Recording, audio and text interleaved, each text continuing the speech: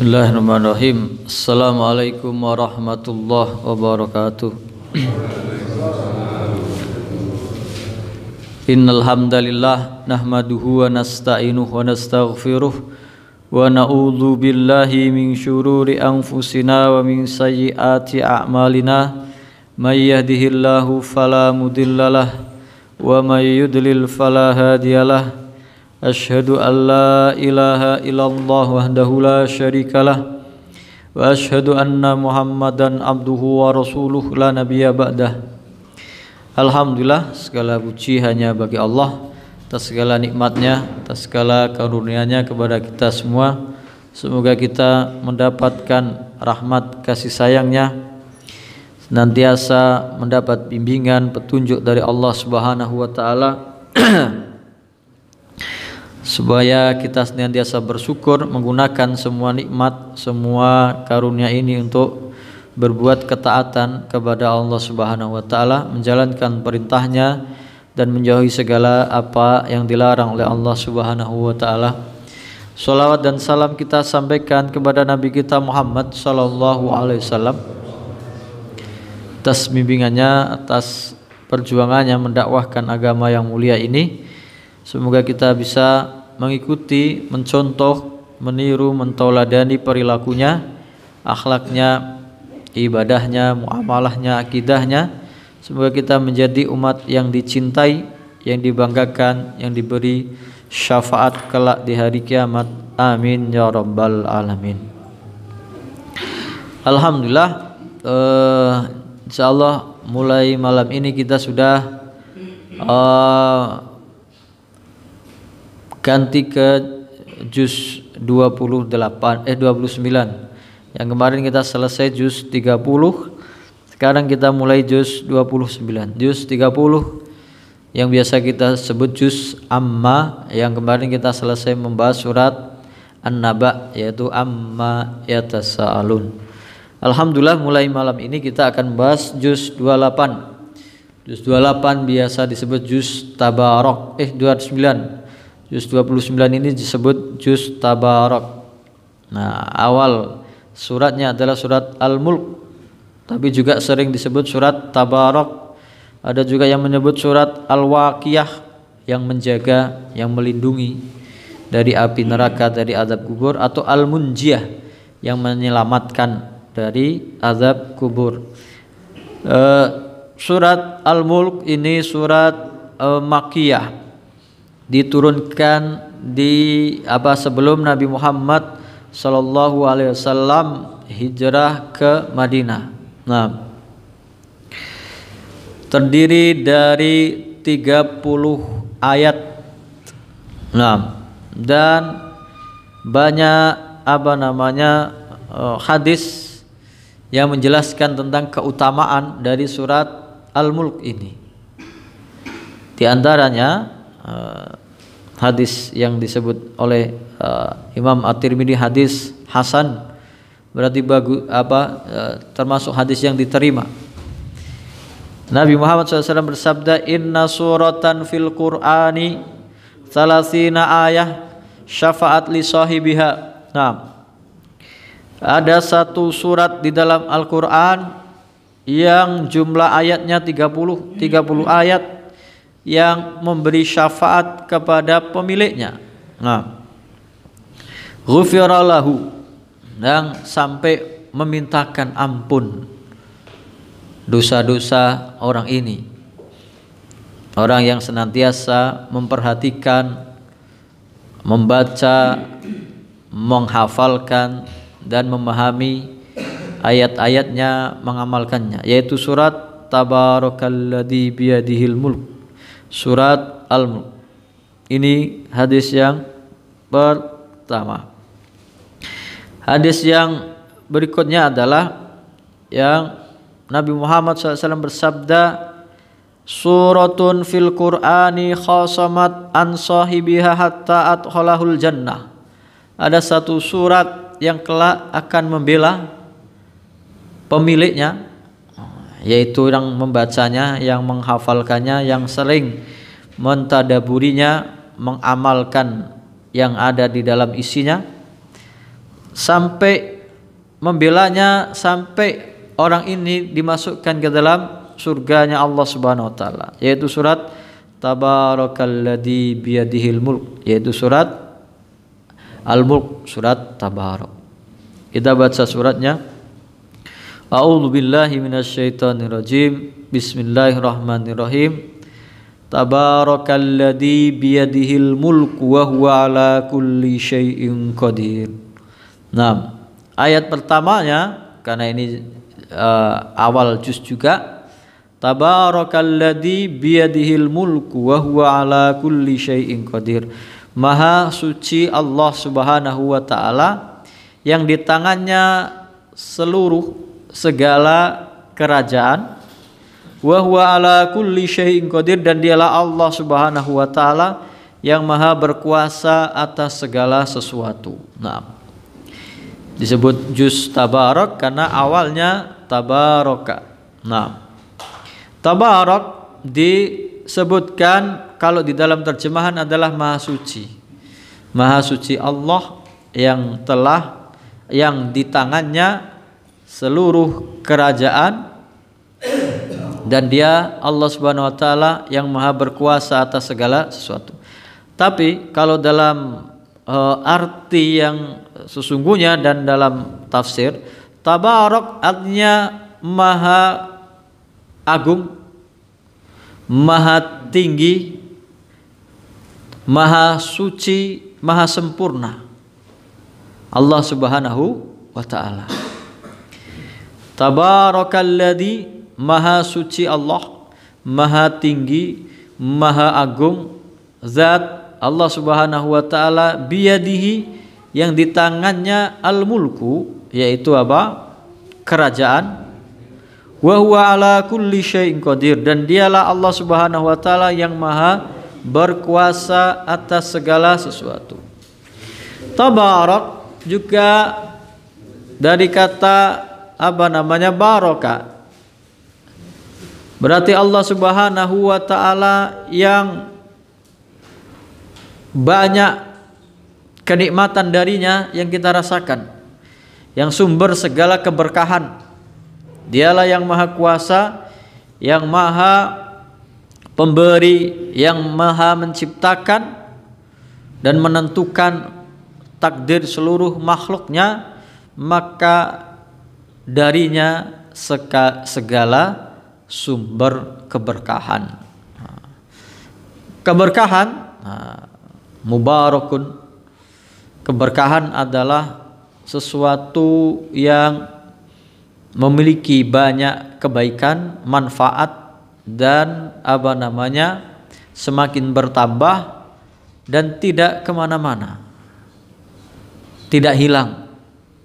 Itu namanya keberkahan. Allah Subhanahu wa taala sumber keberkahan, dan ada makhluknya, ciptaannya yang diberkahi. Waalaikumsalam warahmatullahi. Ada makhluknya yang diberkahi. Ada waktu yang barokah, ada umur yang barokah, ada ilmu yang diberkahi, ada tempat-tempat yang diberkahi, ada orang-orang manusia yang diberkahi, ada negeri yang diberkahi oleh Allah Subhanahu wa taala. Berarti kalau kita ingin mendapat keberkahan dari Allah Subhanahu wa taala, maka kita mendekatkan diri kepada Allah Subhanahu wa taala. Banyak sekali contoh ciptaan Allah Subhanahu wa taala yang mendapat keberkahan dan Allah Subhanahu wa taala yang memberkahinya. Contoh adalah tempat yang diberkahi.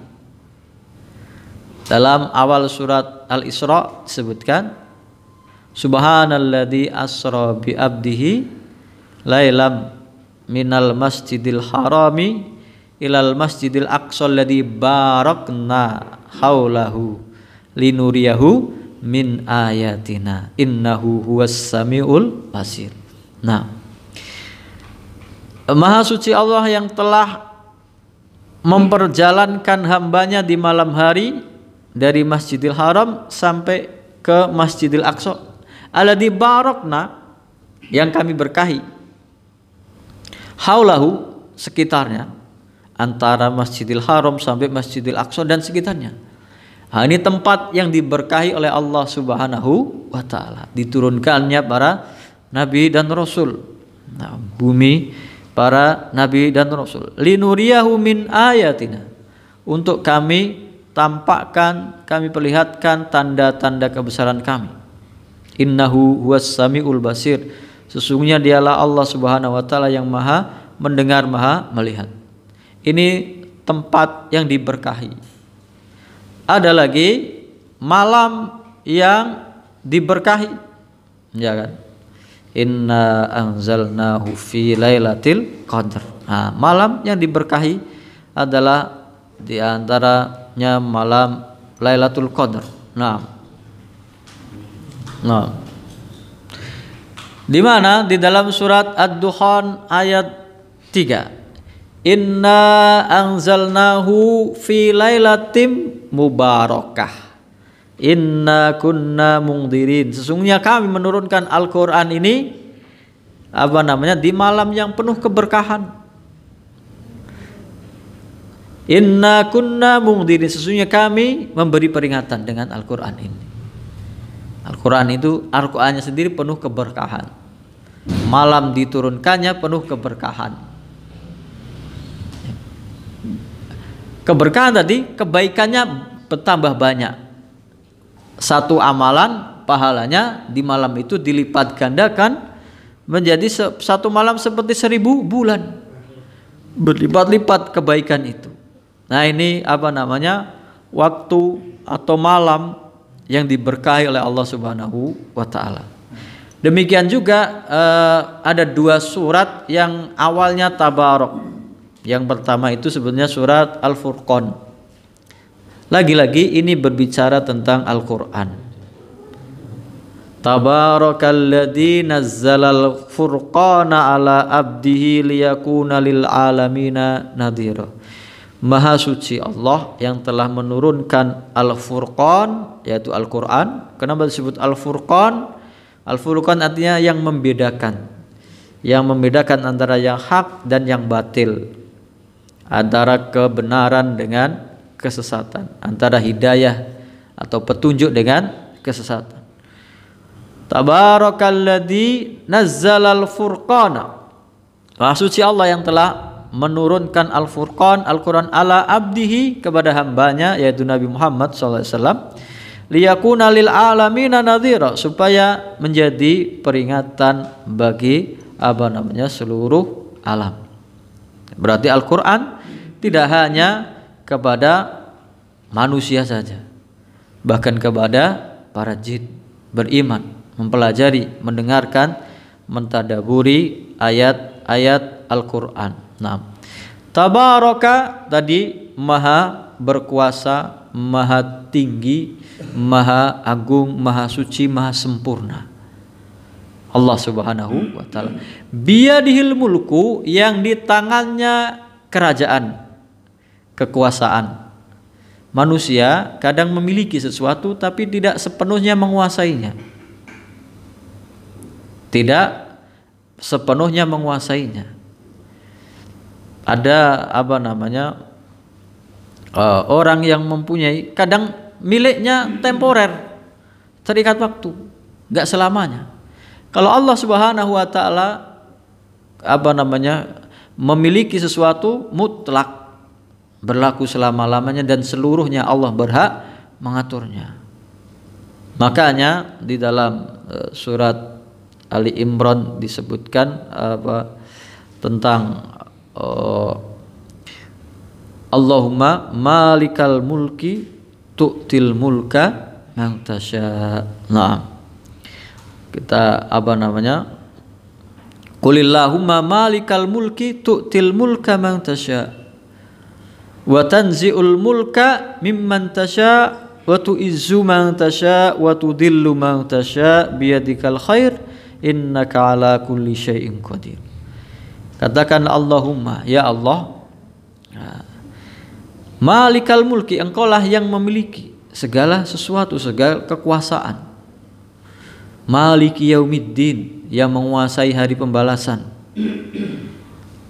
yang memiliki semua yang ada di langit dan di bumi ini sejak sebelum ada, kemudian dia menciptakannya sampai kelak di hari kiamat. Dialah Allah yang memilikinya, yang menguasainya, yang mutlak. Malikal mulki tu'til mulka man tasha. Engkau memberikan kekuasaan kepada siapa saja yang engkau kehendaki. Kadang Allah Subhanahu wa taala memberikan kekuasaan kepada orang yang tidak beriman. Nah, kepada orang yang kafir.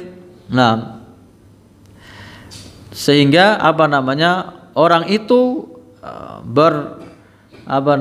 berkuasa dan berbuat sekehendak hatinya. Nah, contohnya raja yang dalam kisah Nabi Ibrahim alaihissalam. Nah, Raja Namrud di ayat 258 surat Al-Baqarah. Alam tara ilal ladzi haja Ibrahim fi rabbih an atahullahul mulka. Apakah engkau tidak melihat orang yang mendebat Nabi Ibrahim tentang Tuhannya, an atahullahul mulka, karena orang ini diberi kekuasaan kerajaan oleh Allah SWT sebagai raja. Kemudian Nabi Ibrahim qala Ibrahimu rabbiyalladzi yuhyi wa yumit. Ketika Nabi Ibrahim mengatakan, Tuhanku Allah Subhanahu wa taala dialah yang menghidupkan dan mematikan. Tapi karena orang ini dijadikan raja, diberi kekuasaan oleh Allah Subhanahu wa taala, maka dia berbuat sewenang-wenang, maka dia mengingkari kebenaran. Dia berkata, mendebat Nabi Ibrahim, qala ana uhyi wa umit. Aku bisa menghidupkan dan mematikan. Padahal yang dimaksud oleh Nabi Ibrahim, Allah Subhanahu wa taala yang menghidupkan dan mematikan ini adalah sesuatu yang dulunya tidak ada, diadakan oleh Allah Subhanahu wa taala, dijadikan dia hidup.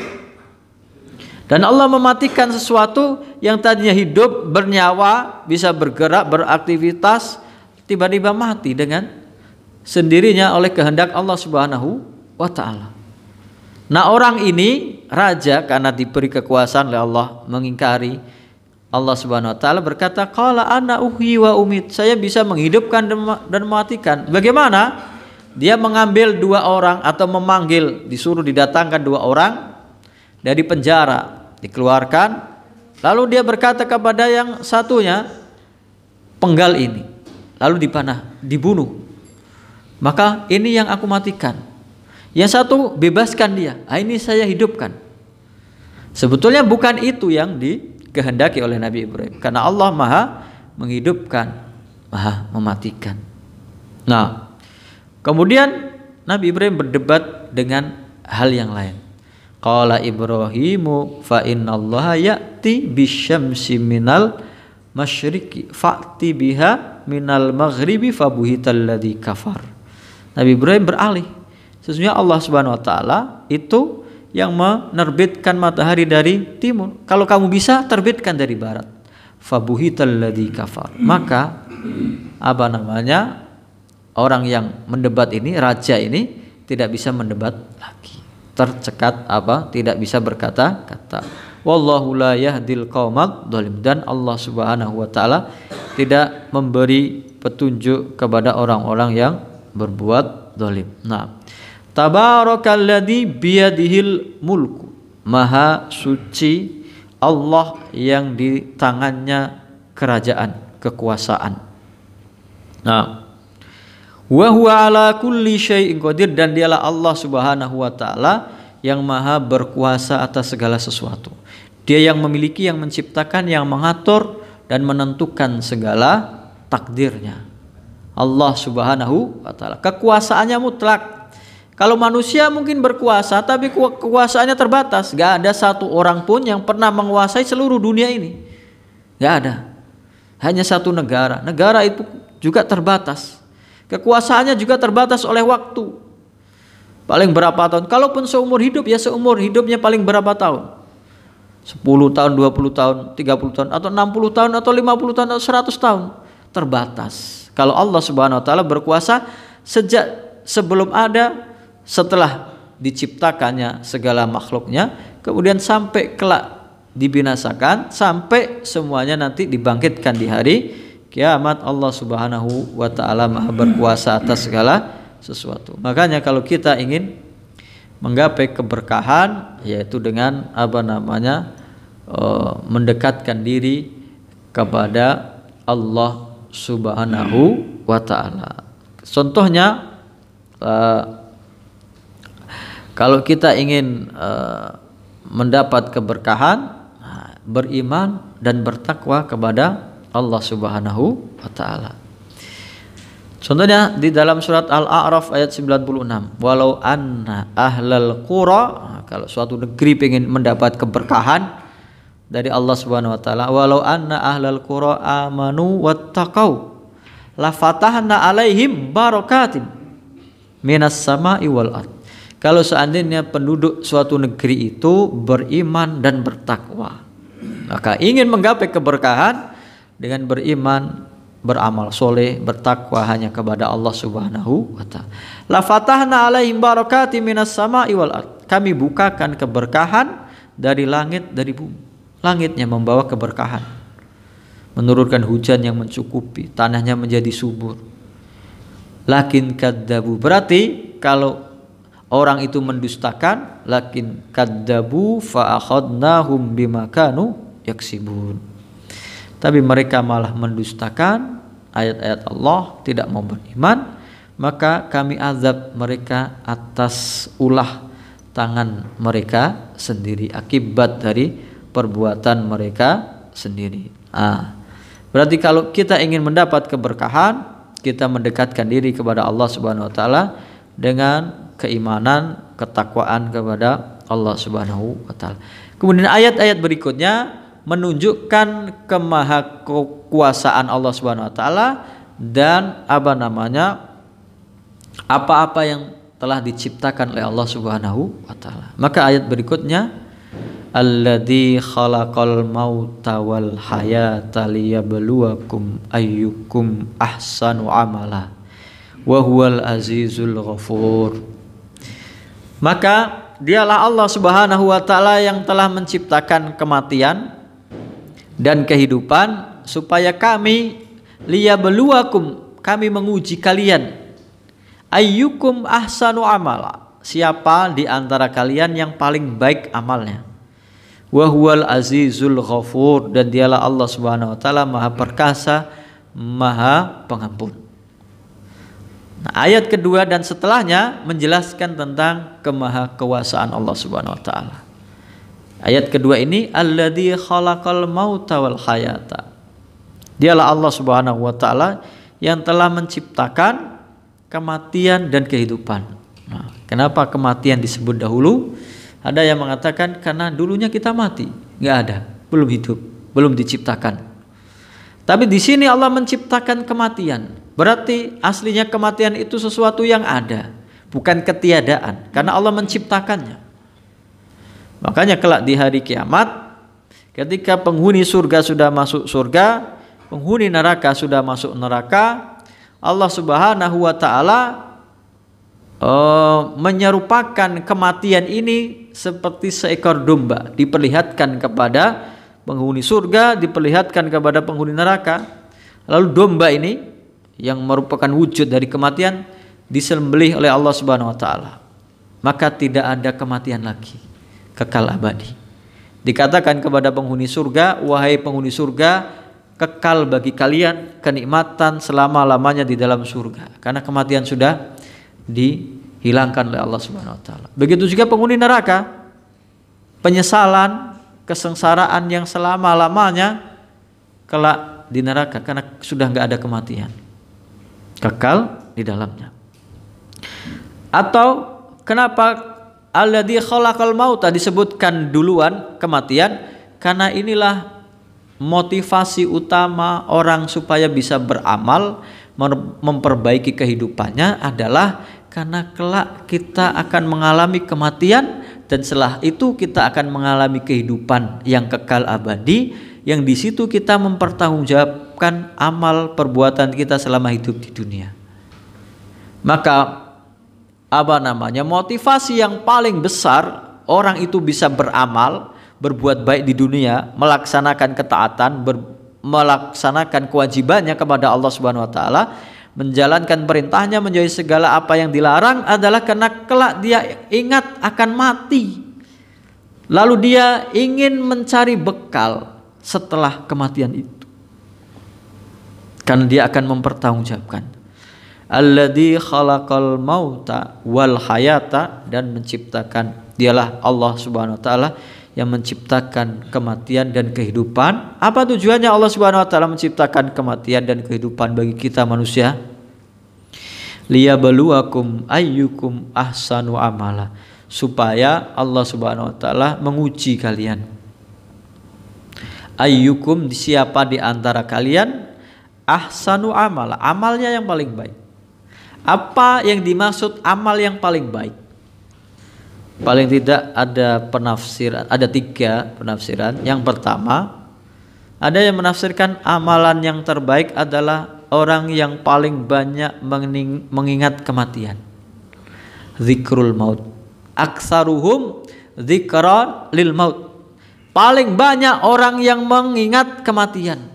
Itu motivasi utama orang berbuat baik di dunia. Saya kelak akan mati, apa yang bisa saya persembahkan, apa bekal saya untuk kehidupan setelah kematian. Paling banyak.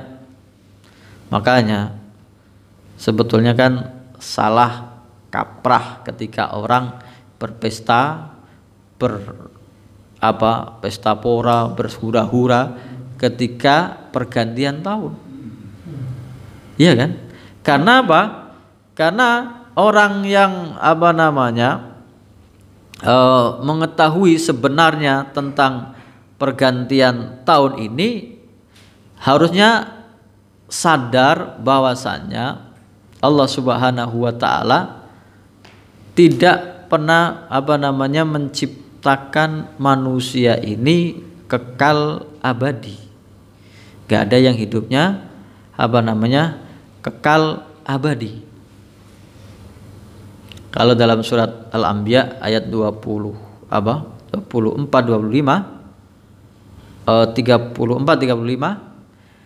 wa ma ja'alna li basyarin min qablikal khulda afa imitta fahumul khalidun, dan tidaklah kami jadikan seorang pun manusia sebelum engkau wahai Muhammad al-khulda, abadi, enggak ada.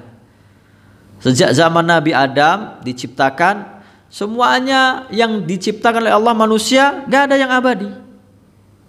Ada umurnya, ada ajalnya. Afa immata fahumul khalidun, apakah ketika kamu mati kelak engkau meninggal wahai Muhammad, mereka kekal? Gak ada. Semuanya mati. Ada yang mati baru lahir, mati ada. Umur setahun 2 tahun meninggal banyak. Umurnya yang sampai masih anak-anak sampai dewasa, ada yang 40 tahun, ada yang 50 tahun, ada yang 60. Normalnya 70, 60. Bahkan ada yang 100 tahun tapi endingnya pasti mati. Bahkan Nabi Nuh alaihissalam mendakwai kaumnya 950 tahun. Berarti umurnya lebih dari itu. Tapi mati. Gak ada yang kekal abadi. Afa imitta fahumul khalidun, apakah kalau engkau mati wahai Muhammad, mereka kekal? Gak ada. Gak ada yang kekal. Maka harusnya ketika kita mengingat seperti ini, alladzi khalaqal mauta wal hayata liyabluwakum ayyukum ahsanu amal. Paling banyak mengingat maut, mengingat kematian. Bukan malah berpesta pora, berhura-hura, karena sejatinya umur kita malah berkurang dengan pergantian waktu. Saya sudah mendekat kepada kematian saya, ajal saya. Maka ayat 35-nya yang tadi 34 surat Al-Anbiya, ayat 35-nya yang sering kita dengar ketika kita takziah, melayat. Kullu nafsin dha'iqatul maut. Setiap jiwa pasti merasakan kematian. Wa nabluukum bisyarri wal khairi fitnah wa ilaina turja'un. Dan kami uji dengan keburukan dan kebaikan sebagai ujian. Dan kepada kamilah kalian semua akan kembali. Semua nikmat, jabatan, kekayaan, kesehatan, kecerdasan adalah ujian dari Allah Subhanahu wa taala. Banyak yang lulus tapi banyak juga yang tidak. Semua kesusahan, penderitaan adalah ujian dari Allah Subhanahu wa taala.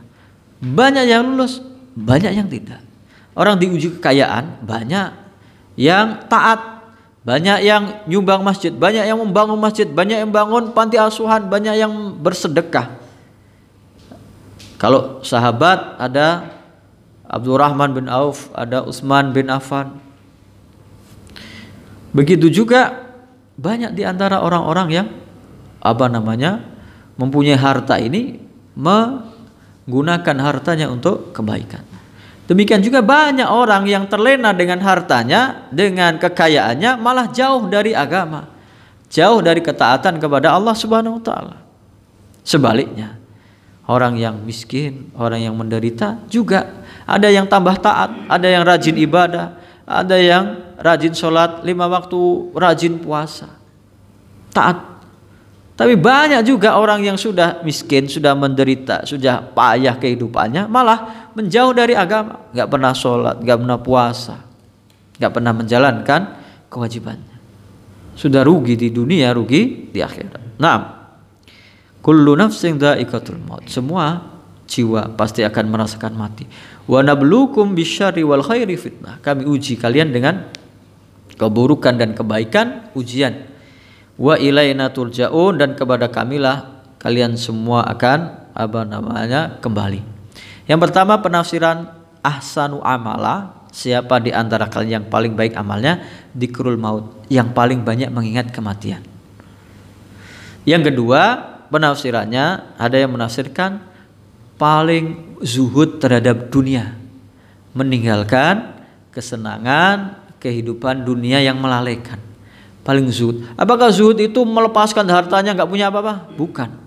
Dia punya harta, dia punya kekayaan, dia punya jabatan, punya kehidupan, tetapi tidak condong kepadanya. Dia lebih mencintai kehidupan akhirat.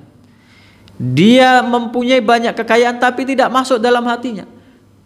Tidak dia cintai, yang dia cintai adalah kehidupan akhirat. Dia gunakan seluruh kekayaannya, hartanya, kekuasaannya, kecerdasannya, kesehatannya, apa yang dia miliki untuk ketaatan kepada Allah Subhanahu wa taala. Orang yang zuhud itu memperhatikan apakah apa yang dilakukannya, apa yang dibelanjakannya, apa yang diucapkannya itu bermanfaat untuk kehidupan akhirat atau tidak. Kalau tidak ada manfaatnya untuk akhirat, dia tinggalkan. Itu namanya zuhud. Berarti kadang-kadang yang halal bagi orang yang zuhud ini tidak dia ambil. Kenapa? Karena dia pikir, oh ini nggak ada manfaatnya untuk akhirat.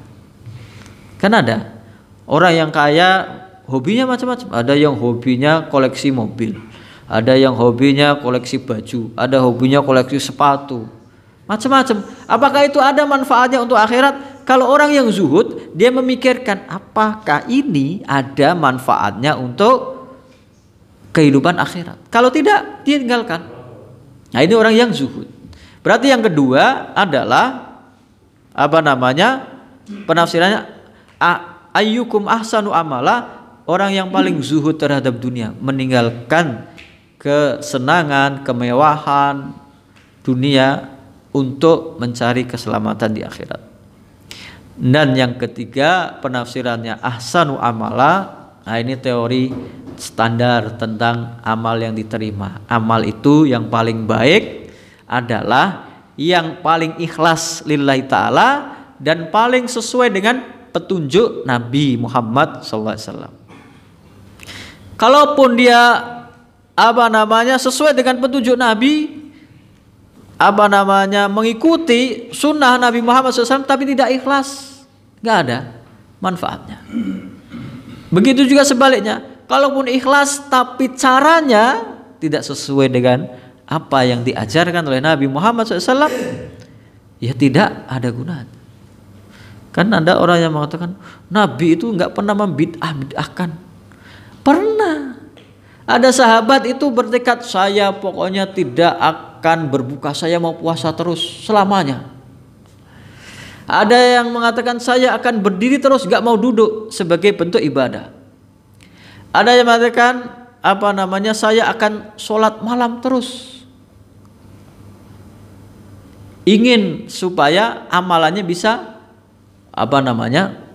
mendekati Nabi Muhammad SAW. Lalu Nabi Muhammad kata, saya juga orang yang beriman bertakwa, saya yang paling baik di antara kalian, saya juga puasa, saya juga berbuka, saya juga tidur, saya juga qiyamul lail, saya juga duduk, saya juga istirahat. Berarti ada amalan sahabat yang tidak dibenarkan oleh Nabi Muhammad SAW. Ada yang tidak dibenarkan. Adalah yang lagi dia puasa, kemudian dia berjemur dan tidak mau duduk. Jadi dia bernadar, saya puasa, kemudian tidak mau masuk rumah, berjemur di tengah padang pasir, tidak duduk, berdiri. Lalu dilihat oleh Nabi Muhammad SAW, itu temanmu kenapa? Dia berniat untuk, ini kan niatnya untuk ibadah, mendekatkan diri kepada Allah.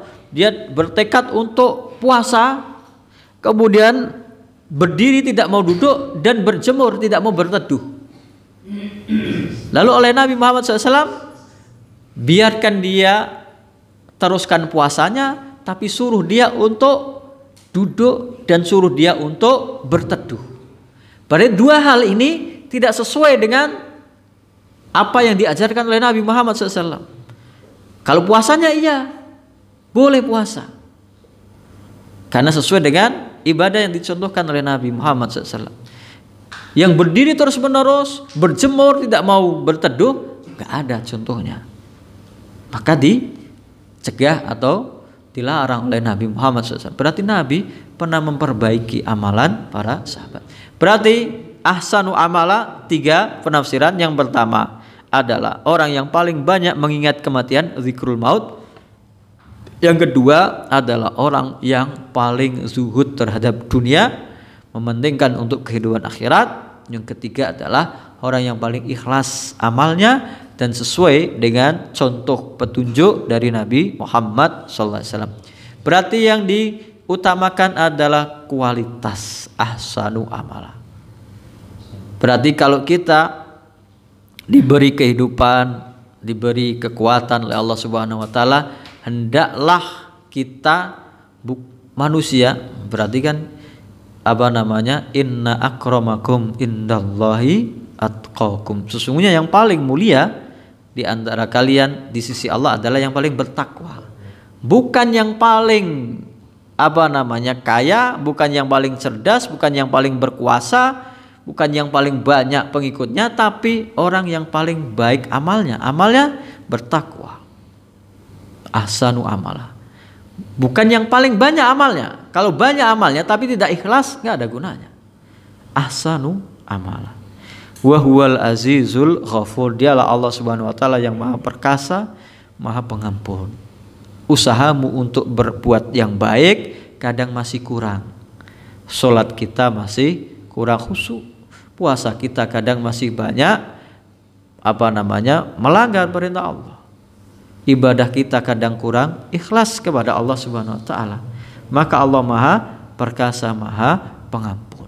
Mengampuni ibadahmu yang kurang itu. Berarti ibadah kita saja, amal terbaik kita masih butuh kita istighfar kepada Allah Subhanahu wa taala.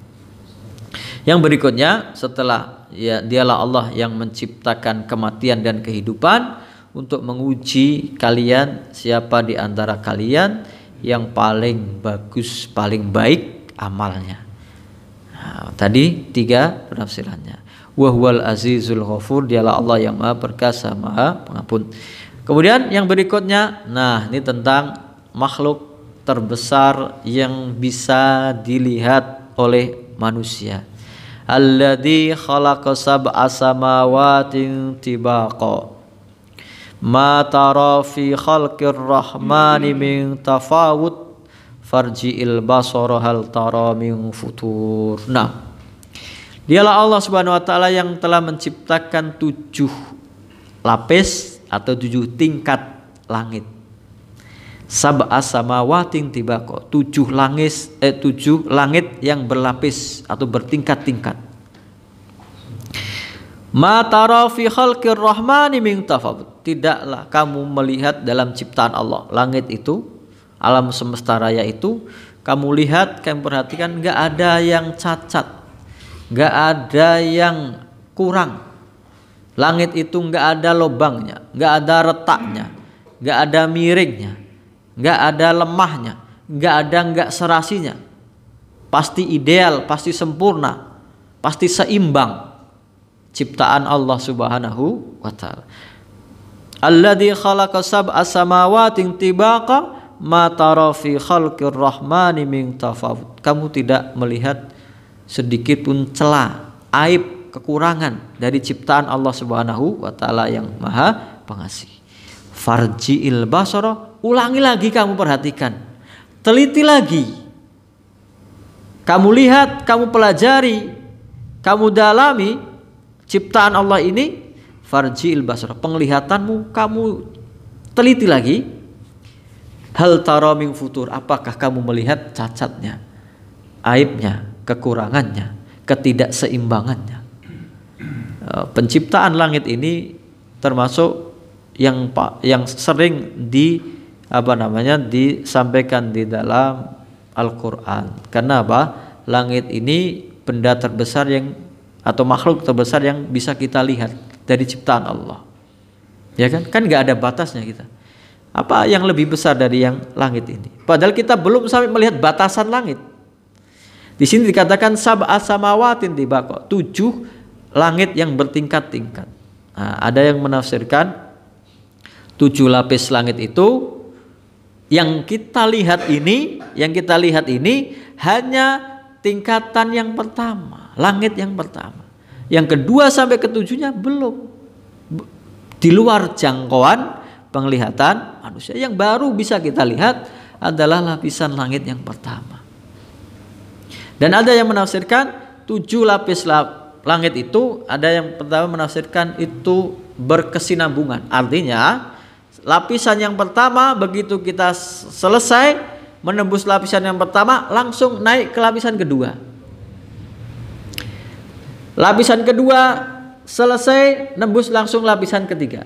Tapi ada yang menafsirkan juga ada jedanya, ada ruang kosongnya.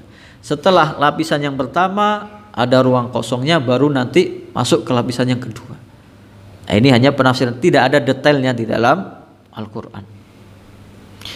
Sab'a samawatin tibaqa ma tara fi khalqir rahmani min tafawut. Kamu tidak akan melihat dan tidak akan pernah bisa melihat cacat, aib, kekurangan dari ciptaan Allah Subhanahu wa taala. Bahkan ulangi lagi penglihatanmu, kamu tidak akan melihat celah, aib, sesuatu yang tidak sempurna dari ciptaan Allah Subhanahu wa taala. Maka di dalam ayat yang lain, di surat Ar-Ra'd ayat 2 disebutkan Allahul ladzi rafa'as samawati bighairi amadin tarawnaha. Allah Subhanahu wa taala, Dia yang telah meninggikan langit. Nah, seringnya as-samawat itu dalam bentuk jamak. Langit itu 7 lapis, maka disebut samawat. Kalau satu tunggal as-sama'u, hanya langit satu. Ini as-samawat. Allah Subhanahu wa taala yang meninggikan langit yang 7 ini bighairi amadin, tanpa tiang. Tarawnaha, kamu melihatnya. Nah, itulah makhluk terbesar yang bisa dilihat oleh manusia. Tsumma stawa alal arsy, kemudian Allah beristiwa di atas arsy. Wa sakhkhara syamsa wal qamar, dan Allah Subhanahu wa taala menundukkan matahari dan bulan. Kullu yajri li ajalin musamma, semuanya beredar pada garis edarnya untuk waktu yang ditentukan. Yudabbirul amra yufassilul ayati la'allakum biliqa'i rabbikum tuqinun.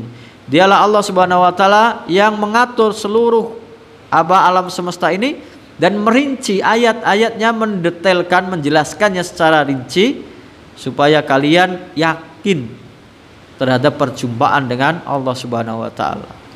Akan ada hari kiamat ketika kita bertanggung jawab atas amalan kita di dunia. Nah, alladzi khalaqa sab'a samawatin tibaqa. Demikian juga hampir sama di dalam surat Luqman ayat 10. khalaqas samawati bighairi amadin tarawna. Dialah Allah Subhanahu wa taala yang menciptakan langit yang 7 ini tanpa tiang, kamu melihatnya. Wa alqa fil ardi rawasiya an tamida bikum wa bassa fiha min kulli dabah. Dan dialah Allah Subhanahu wa taala yang menancapkan di muka bumi ini gunung-gunung sebagai pasak supaya kalian tidak goncang di dalamnya, dan menghidupkan seluruh binatang melata di atas muka bumi ini. Wa anzalna minas sama'i ma'an. Nah, sama tunggal kalau tentang hujan. Dan kami menurunkan dari langit tunggal ma'an air, fa'ambatna fiha min kulli zaujin karim. Maka kami tumbuhkan dari air itu di bumi dari semua tanaman-tanaman yang yang mulia, yang bagus untuk manusia. Bahkan diulang lagi di ayat yang keempatnya, yang tadi ketiga surat Al-Mulk ini, tsummarji'il basara karrataini yang qalib ilaikal basaru khasi'aw wa huwa hasir. Kemudian ulangi lagi penglihatanmu, penelitianmu, pembelajaranmu, meneliti alam semesta raya ini, langit ini kamu lihat lagi, kamu teliti lagi. Tsummarji'il basara karrataini, berulang-ulang sampai kamu letih, sampai lelah, sampai kamu capek, sampai kamu hilang kekuatanmu, kamu tidak akan mendapati celah, aib, cacat dari ciptaan Allah Subhanahu wa taala. Tsummarji'il basara karrataini yang qalib ilaikal basaru khasi'aw wa huwa hasir. Kemudian ulangi lagi penglihatanmu, penelitianmu itu sampai berulang kali, sampai kamu lelah, sampai capek, sampai hilang tenagamu, kamu tidak akan melihat celah, aib, cacat dari ciptaan Allah Subhanahu wa taala. Tapi ketika Allah sudah berkehendak, kelak langit yang sempurna ini, yang yang paling besar ini, yang bisa kita lihat, akan runtuh, akan terbelah, akan terpecah, ya kan? Idas sama'un syaqqat, idas sama'un fatarat, ketika langit terbelah, ketika langit pecah, bahkan langit runtuh. Kalau Allah berkehendak, semua ciptaannya yang sempurna ini akan dihancurkan hanya dalam sekejap. Nah, kemudian masih tentang apa yang ada di dalam langit ini. Walaqad zayyana as-sama'ad dunya bimasabiha wa ja'alnaha rujuman lisyayatin wa a'tadna lahum adzabas sa'ir. Apa yang ada di dalam langit? Dan sungguh telah kami hiasi as-sama'ad dunya. Ada yang menerjemahkan as-sama'ad dunya, langit yang dekat. Nah, di sini mufrad. Berarti ini langit tingkatan pertama. Langit dunia ini yang kita lihat ini langit yang pertama. Dan sungguh telah kami hiasi langit dunia ini, baru tingkatan yang pertama. Bimasabiha, dengan bintang-bintang. Masabih itu jamak dari misbah, seperti lampu. Nah, kami hiasi dengan lampu-lampu, yaitu bintang-bintangnya. Wa ja'alnaha rujuman lisyayatin, dan kami jadikan dia pelempar untuk setan yang ingin mendengar berita dari langit. Nah, yang bekerja sama dengan dukun. Nah, wa a'tadna lahum adzabas sa'ir, dan kami persiapkan bagi setan ini azab yang sangat membakar. Nah, berarti di sini Allah Subhanahu wa taala menjelaskan ada dua fungsi dari bintang. Dari bintang-bintang. Yaitu yang pertama adalah menghiasi langit dunia. Walaqad zayyana as-sama'ad dunya bimasabiha, dan sungguh telah kami hiasi langit dunia ini dengan bintang-bintang. Nah, yang pertama menghiasi. Yang kedua sebagai rujuman lisyayatin, sebagai pelempar dari setan. Ini diulang juga di dalam surat As-Saffat dari ayat 6 sampai 10. Inna zayyana as-samaa ad-dunya bizinatil kawakib. Sesungguhnya kami telah menghiasi langit dunia ini dengan perhiasan yaitu bintang-bintang. Fungsi kedua, wahifdzam min kulli syaitanin marid, menjaga langit ini dengan bintang-bintang itu dari setan-setan yang durhaka, yang mencuri berita dari langit, dari malaikat yang mengurus urusan para makhluk yang ada di dunia. Penjaganya adalah bintang-bintang ini. La yasammauna ilal mala'il a'la wa yukdafuna min kulli janib. Mereka tidak bisa mendengar dari berita yang ada di langit, dari malaikat-malaikat yang ada di langit, kecuali mereka akan dihujani dari segala penjuru, dilempari oleh api yang membakar dari segala penjuru. Dukhurau walahum adabu wasib. Nah, sampai mereka tunduk dan bagi mereka azab yang membakar. Illa man khatifal khatfata fa'adbahu shihabun saqib. Kecuali ada beberapa yang berhasil mencuri dengar pembicaraan yang ada di langit itu, kemudian dia diikuti oleh nyala api yang membakar. Jadi bukan bintang itu sebagai pelemparnya, tapi dari bintang itulah api yang mengejar setan-setan yang mau mencuri berita dari langit. Dan yang ketiga yang tidak disebutkan di dalam surat Al-Mulk ini adalah sebagai petunjuk arah.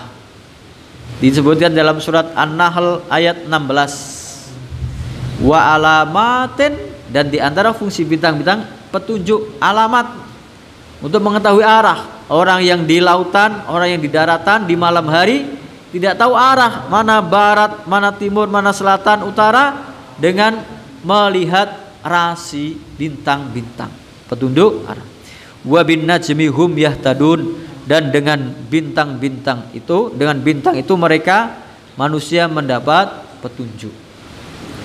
Nah, kaitannya dengan tahun baru, dengan pergantian tahun, fungsi bintang itu hanya 3. Menjadi hiasan langit indah berbintang-bintang. Kedua, melempari setan ketika mencuri dengar.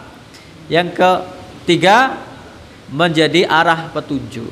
Berarti nggak ada ketika pergantian tahun kok membacanya ramalan bintang, nggak ada. Percayanya dukun. Oh, kamu nggak cocok hidup di air, ya iya manusia nggak cocok hidup. Ya, kamu cocoknya nggak ada.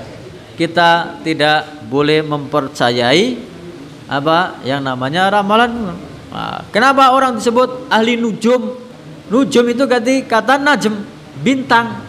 Mereka mengkaitkan bintang-bintang itu dengan nasib seseorang. Oh, kamu tahun ini rezekimu ada di sini, akan ada yang meninggal ini.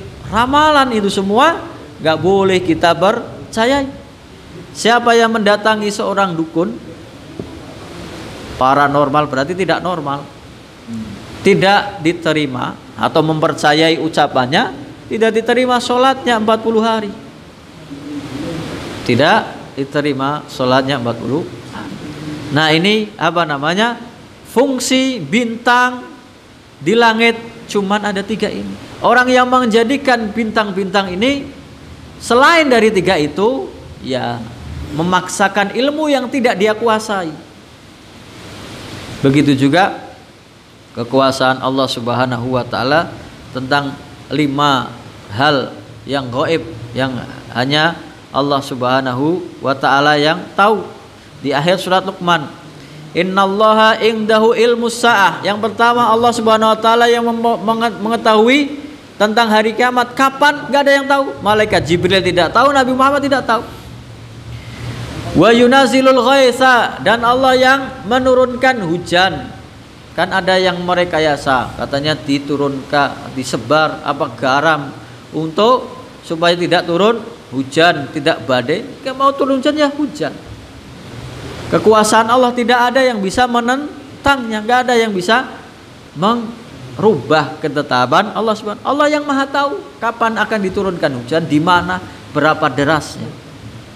Wa yunazzilul ghaitsa wa ya'lamu ma fil arham, dan Allah Maha tahu apa yang ada di dalam kandungan ibu seorang manusia, apakah dia laki-laki atau perempuan, bagaimana nasib, bagaimana umurnya. Allah yang Maha tahu. Kemudian wa ma tadri nafsum madza taksibu ghadan, tidak ada yang tahu apa yang akan dia dapatkan besok pagi, mau ketemu siapa, mau dapat apa. Nah, gak ada ramalan itu, gak bisa. Nah, itu kaitannya dengan tadi dukun itu kerjasama dengan setan. Setan mencuri berita dari langit, ada satu berita yang dia dapat ditambahi 1000, maka isinya kedustaan. Ya, kita saja tidak bisa melihat setan, setan bisa melihat kita. Lah kalau kita mau ngecek kebenaran omongan setan bagaimana? Mau kita tidak bisa menginterogasinya. Kalau kamu bohong tak pukulin, kita nggak melihat, kita tidak melihat. Dan yang terakhir, wa mata dari nafsum bi ayyi ardin tamut, tidak ada seorang pun yang tahu di mana dia akan meninggal, kapan dia akan meninggal, umurnya. Innallaha alimun khabir, sesungguhnya Allah Subhanahu wa taala Maha mengetahui, Maha rinci, mengabarkan. Mungkin ini yang bisa kita bahas, kita jeda adzan. Wallahu taala a'lam. Alhamdulillah, kita lanjutkan pembahasannya sampai ayat yang ke-6, yaitu walilladzina kafaru bi rabbihim adzabu jahannam wa bi'sal masir, dan bagi orang-orang yang kafir terhadap Tuhannya, mengingkari Allah Subhanahu wa taala, adzabu jahannam, bagi mereka adab dalam neraka jahannam, wa bi'sal masir, dan itulah seburuk-buruk tempat. Nah, seburuk-buruk tempat. Nah, dan orang-orang yang kafir terhadap Tuhannya. Siapa yang kafir? Apakah hanya manusia saja yang masuk ke dalam neraka? Tadi setan juga masuk neraka, jin juga yang kafir masuk neraka. Makanya dalam surat Al-A'raf ayat 179 disebutkan, walaqad dara'na li jahannama katsiran minal jinni wal insi, dan sungguh kami masukkan ke dalam neraka jahanam ini banyak dari jin dan manusia. Kaitannya dengan tadi, yaitu kenapa mereka dimasukkan ke dalam neraka, jin dan manusia? Kenapa mereka dianggap kafir? Yaitu tadi, orang yang kafir itu menjadikan hawa nafsunya sebagai Tuhan. Orang yang tidak mau diingatkan oleh umur, pergantian tahun, bulan, waktu. Nah, itu mereka adalah orang yang menganggap kehidupan ini dunia saja. Maka di dalam surat Al-Jasiyah tadi, afara'aita man ittakhadha ilahahu hawahu, tahukah kalian, kalian melihat orang yang menjadikan hawa nafsunya sebagai Tuhan? Yang dituruti Tuhan, yang dituruti adalah hawa nafsunya. Kalau orang sudah memperturutkan hawa nafsunya, semua yang ada dalam tubuhnya itu nggak ada gunanya. Wa adallahullahu ala ilmin, Allah sesatkan dia karena ilmu yang dia miliki. Kepandaiannya tidak bermanfaat untuk keimanannya, malah menyesatkan. Allah biarkan dia sesat. Wa khatama ala sam'ihi wa qalbihi, Allah tutup pendengaran dan hatinya, tidak bisa mendengar nasihat, tidak bisa memahami kebenaran. Wa ja'ala ala basarihi ghishawah, dan Allah jadikan bagi penglihatannya penutup, nggak bisa melihat hal yang benar, kebenaran, petunjuk, tidak mau mengikutinya. Famayahdihi min ba'dillah. Siapa yang bisa memberi petunjuk orang seperti ini setelah Allah Subhanahu wa taala? Enggak ada. Afala tadhakkarun. Nah, kenapa kalian tidak mau berpikir, ingat kepada Allah Subhanahu wa taala? Orang yang seperti ini yang menjadikan hawa nafsunya sebagai Tuhan adalah orang yang meyakini dunia itu ya, hidup itu ya di dunia ini saja. Maka di ayat berikutnya ini ayat 23 dan 24 surat Al-Jathiyah, ayat 24-nya waqalu, orang kafir ini mengatakan waqalu ma hiya illa hayatunad dunya namutu wa nahya. Mereka mengatakan kehidupan ini yaitu di dunia ini saja. Kita mati, kita hidup di sini. Wa ma yuhlikuna illa dar, dan tidak ada yang bisa membinasakan kita kecuali waktu. Sudah selesai ajalnya, waktu umurnya habis, selesai. Gak ada surga neraka, gak ada hisab, gak ada padang mahsyar, gak ada hari kiamat. Orang yang mentuhatkan hawa nafsu. Wa ma yuhlikuna illa dar wa ma lahum bidzalika min ilmin. Mereka tidak punya ilmu mengatakan ini, tidak berdasarkan ilmu, tapi prasangka. Inhum illa yadhunnun. Mereka hanya menyangka saja, menduga-duga.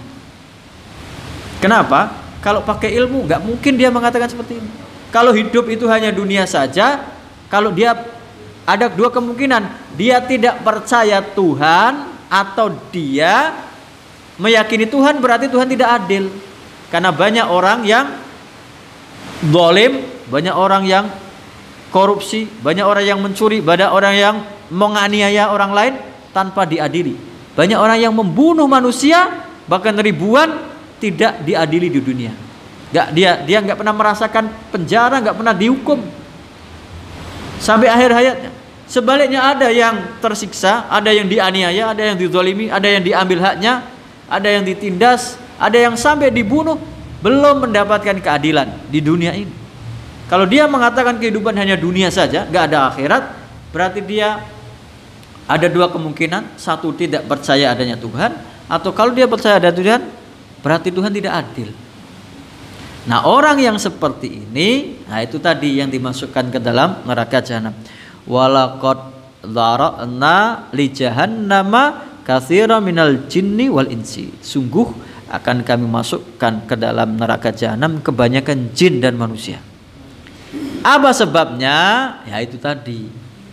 Lahum qulubul la yafqahuna biha. Mereka punya hati tapi tidak digunakan untuk memahami ayat-ayat Allah Subhanahu wa taala. Walahum a'yunul la yubsiruna biha. Mereka punya pandangan mata tapi tidak digunakan untuk melihat kebenaran, tanda-tanda kekuasaan Allah Subhanahu wa taala. Walahum adhanul la yasmauna biha. Mereka punya telinga tapi tidak bisa mendengarkan, tidak digunakan untuk mendengarkan nasihat, kebaikan, petunjuk, kebenaran. Maka ulaika kal an'ami bal hum adall. Mereka itu seperti binatang, bahkan lebih sesat dari binatang. Wa ulaika humul ghafilun. Mereka itulah orang-orang yang lalai. Nah, inilah yang bisa kita bahas di kesempatan malam hari ini, surat Al-Mulk sampai ayat ke-6. Nah, insyaallah kita bahas di pertemuan berikutnya. Seperti kita sepakati, nanti pertanyaannya habis sholat saja. Nah, tutup dengan doa kafatul majelis. Subhanakallahumma wa bihamdika asyhadu an la ilaha illa anta astaghfiruka wa atubu ilaik. Assalamualaikum warahmatullahi wabarakatuh.